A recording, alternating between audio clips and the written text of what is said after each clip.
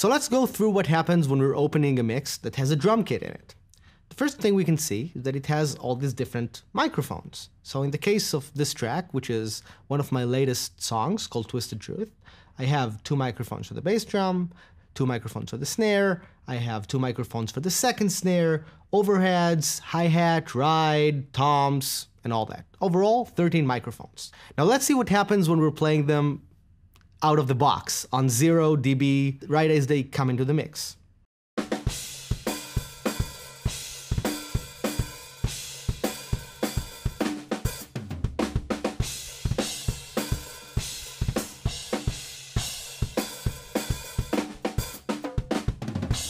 While pretty well recorded, these drums are first of all out of balance, but they're also in a really high level.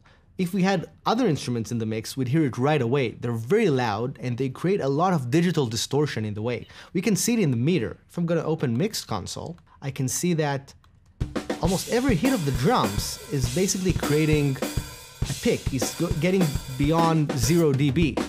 So the drums are creating a lot of distortion, which is interfering with our ability to understand what's going on. So the first thing to do when we're starting to listen to the drum kit and see what the problems are is to reduce the volume of all the channels.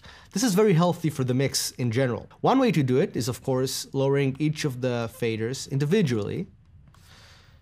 However, a very efficient way to do it is to select all the tracks. We can do it on the left side by clicking Shift and selecting all the different tracks, and then click Q-Link.